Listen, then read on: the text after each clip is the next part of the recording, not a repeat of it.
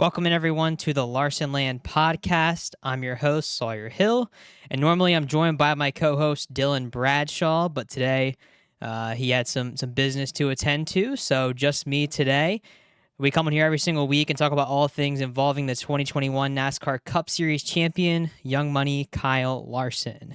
It was supposed to be a busy week of racing for Kyle Larson this past week, but with a cancellation and a postponement for the High Limit Sprint Car Series Tuesday night at the Riverside International Speedway, that race being postponed to April 23rd, and the Texarkana 67 Speedway on Friday night being canceled due to excessive rainfall. It was a little bit less busy of a week for Kyle as he took on the Indy 500 Open test on Wednesday and Thursday. Obviously, Thursday getting completely rained out there. But on Wednesday, Kyle was really impressive in his first on-track action with some traffic. He battled hard with Rinus VeeKay at one point, exchanging passes back and forth, and Kyle actually set the second best lap of the test session at 226.384 miles per hour. I know it's just a test session. I know it's just the first glimpse at what we're going to see in the month of May, but it's good to see Kyle really up to speed already and getting a little bit of experience in traffic. I know he probably would have liked to had that second day, but as he alluded to multiple times in his interviews after that and at Texas this weekend, with the low temperatures at Indianapolis here in April, it's a lot different than what he's going to see in May. So hopefully when they get back to the Speedway in about a month, the temperatures are going to be higher. It's going to be more like the conditions they're probably going to see on race day at the Indianapolis 500, and that pursuit for the Hendrick 1100 has begun. So excited for that. On the high limit side for Kyle, only one race got in, as I mentioned, Texas Motor Speedway on Saturday night. Kyle finished 14th in that race. Wasn't the best result. Unfortunately, got off to a bad start in the night with time trials, and it was kind of hard to pass throughout the night. In the race, got involved in an early incident and had to go to the work area twice. Just wasn't his night at Texas there on the dirt track. But exciting race there between Anthony Macri and Tyler Courtney for the win. The high limit races have really been exciting the past couple nights. Even last night at the RPM Speedway was a good one too, between Corey Day and Kerry Madsen. On the NASCAR Cup Series side of things for Kyle, it was a 21st place finish on the day at Texas yesterday. Kyle picked up his third pole in a row. Pretty impressive stuff there. I mean, we haven't seen Kyle really do that good in qualifying in a long time, and he's really, really on it right now. It'd be more impressive if he put 4 in a row down at Talladega this weekend, but third pole in a row. He was able to win the first stage for the third week in a row, so picking up some valuable playoff points along the way. But unfortunately, again, that 21st place finish for him couldn't put the full race together, and much of it was really out of his hands. As everyone probably has seen, early in stage 2, the wheel came off and really just plagued the race from that point on. That wheel coming off resulted in a 2-lap penalty, so had to hold him in the pit box for 2 whole laps. And it was a really weird situation with the whole wheel thing. I mean, he normally when you see the wheel come off, we've seen it a lot with this next gen car. It's normally a lap or 2 into the run, or they even don't even get under green before the wheel comes off. So everybody's thinking it was a loose lug, the single lug on the right rear, but I haven't gotten any official confirmation as to what happened in that situation, and I haven't really seen anything else on social media talking about it, but definitely a weird situation. I mean, it was like 30 plus laps into the run, and then under caution, the wheel just completely came off. I mean, Kyle didn't even know that the wheel was coming off. He thought he had a flat tire, and then before you know it, the wheel was rolling beside the car. So pretty weird deal.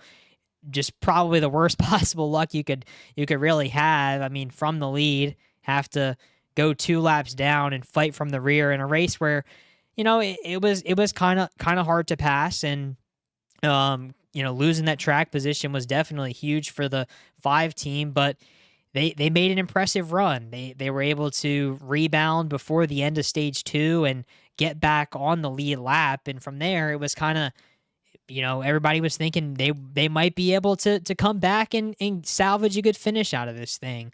But of course, as the race was extremely caution plagued throughout the entire day, I think they actually set the record for the most cautions in a 400-mile race in NASCAR history.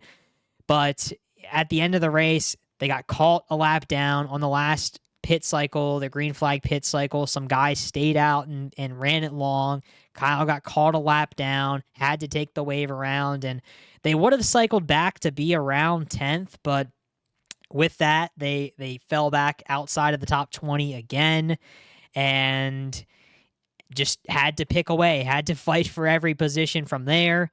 Ultimately, they spun out again later in the race, and a 21st place finish wasn't as bad as what it could have been, but definitely a frustrating day for the 5 team, and not one of Kyle's favorite tracks coming up with Talladega.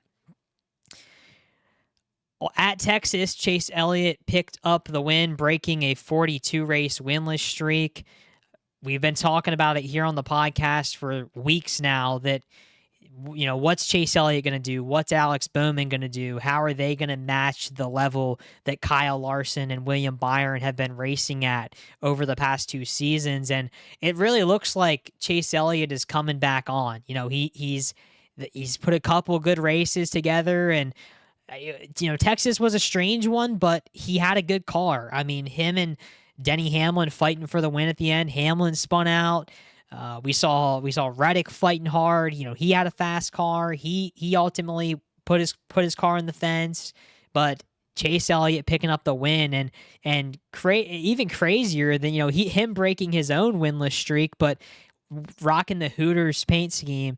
I didn't realize it, but there's actually been a Hooters curse in NASCAR, and Alan Kowicki was the last time that a driver won with a Hooters paint scheme, and that was like in the 1990s or something like that. So pretty crazy to see, all throughout my lifetime watching the Hooters car out on track. It's just crazy to see that they've never gotten to victory lane since before I was alive. So that's crazy, but again, good, solid points day for Kyle, and the fact that he got the playoff point in stage 1 again for the 3rd week in a row, but 21st, not the best, but maintained the regular season point standings lead, and still really, really in the fight along in the playoff standings as well, and getting those bonus points for the regular season championship would go a long way with that as well.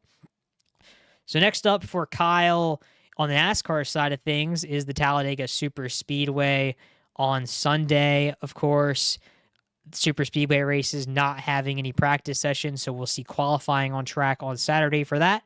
And then on the sprint car side of things, tomorrow night at the Red Dirt Raceway, the High Limit Series, the Midweek Money Series, kicks back off. The first one of those events with Riverside being postponed to April 23rd.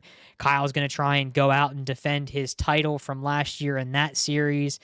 Definitely going to be exciting to see. Lots of good drivers. Like I said before, the high limit races have been awesome so far this year. I know we had that big month-long break, but this weekend was action-packed, and can't wait to see at Red Dirt tomorrow night what Kyle and the 57 can do.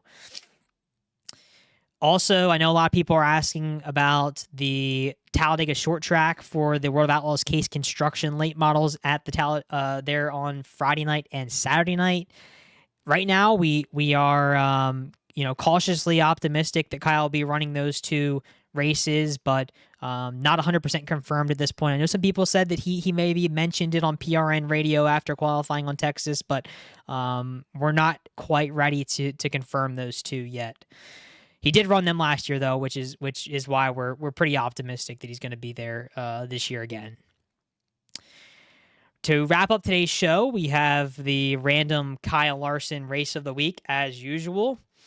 This week's random Kyle Larson race of the week, kind of a boring one. It comes from July 4th, 2009 at the Silver Dollar Speedway, and with the race being that far back, we don't have any video of it to link down in the YouTube description, and we really don't have anything to watch, but a 7th place finish for Kyle that night while Bud Kading picked up the win.